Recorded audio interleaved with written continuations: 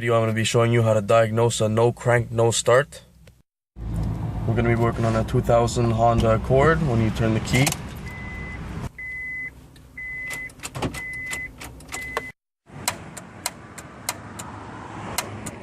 A couple of things that could cause this, such as a dead battery, dead alternator, or a dead starter. So first, let's check the battery. This is a 12 volt battery. So you go over here, 20 volts. Red on the positive, black on negative. 12.44, so it's a little bit low. Next, you're going to want to check your alternator. A quick check you could do is turn the key to the on position, turn the map lights on, and turn the fan on high.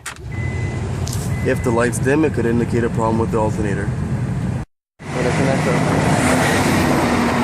black on the negative, red on positive. Turn it on. Booster pack connected. Try and turn it on.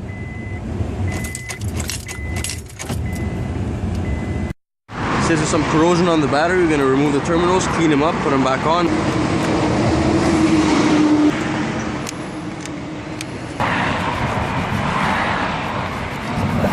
Let's clean up the battery, reinstall the terminals.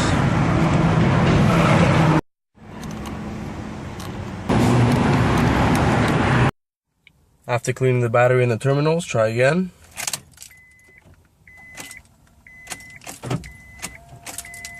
At this point, I think it's the starter. So before replacing the starter, I went to check the leads on the positive and the negative. One of our leads on our negative terminal broke off. We'll be replacing our negative lead, and hopefully that fixes it. So we're going to disconnect the negative battery terminal, and the wires going to it.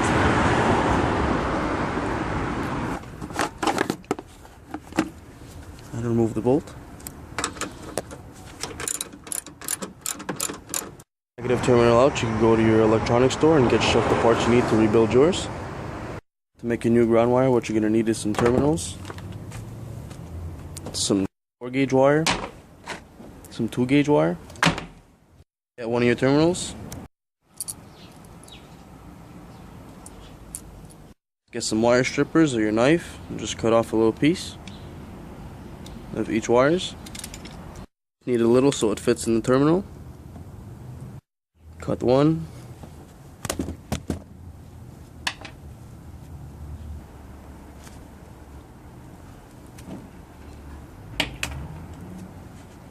Loosen the screws on the terminal and put both wires in. Tighten up the screws.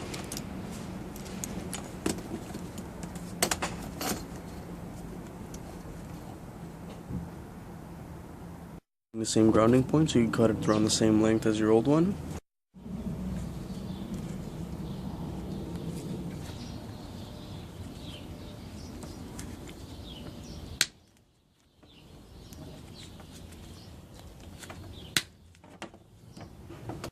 Next, you're going to want to connect your battery terminals to the other end.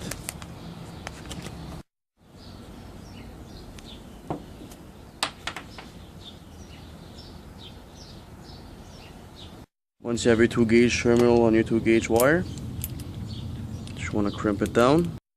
If your vice grips aren't working, you could always use a hammer.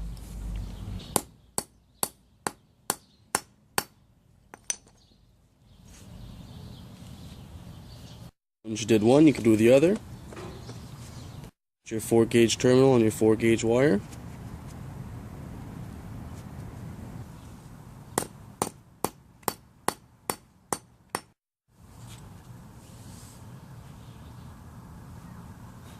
Once you made your new ground, we can reinstall it. Connected, we're going to go see if the car starts. After installing our new negative battery terminal, we're going to see if the car starts. Now we have someone tapping on the starter. We're going to try and start it, see if it's a starter.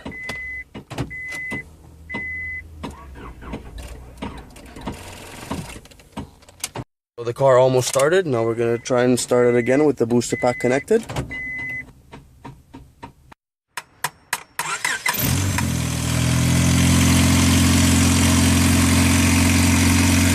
We're able to start the vehicle while tapping on the starter, so we're just going to go ahead and replace the starter. Our battery is also low, so we're going to be replacing that as well. the starter, first remove the battery terminals and get the battery out of the way. To remove the starter itself, there's 2 electrical connections and 2 bolts holding it on. Remove the first electrical connection. We're going to remove the second one. It's a 12mm.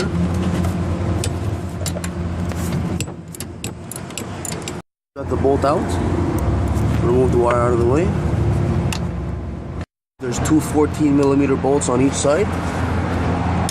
One here, one on the other side. The first bolt.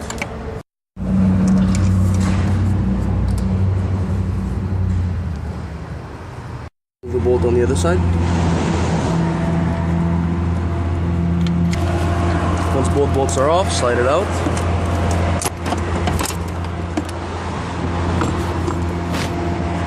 Remove your starter, get your new one. Install your new starter. There's 2 bolts holding the starter. There's a longer one and the shorter one. The longer one goes in the back, the shorter one goes in the front. Before reinstalling the starter, make sure you insert the rear bolt.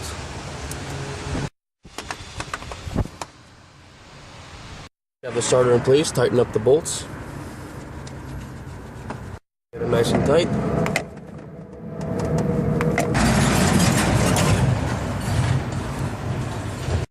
Reinstall the connection.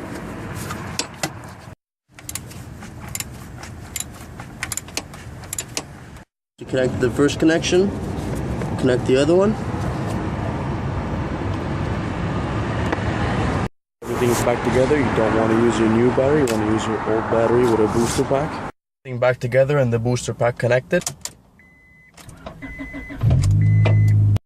Install your new battery.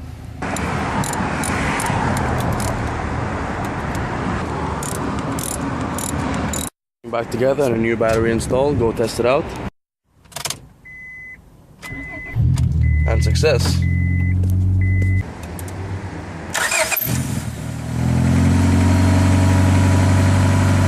So I hope this video was helpful in showing you how to diagnose a car that doesn't crank and doesn't start.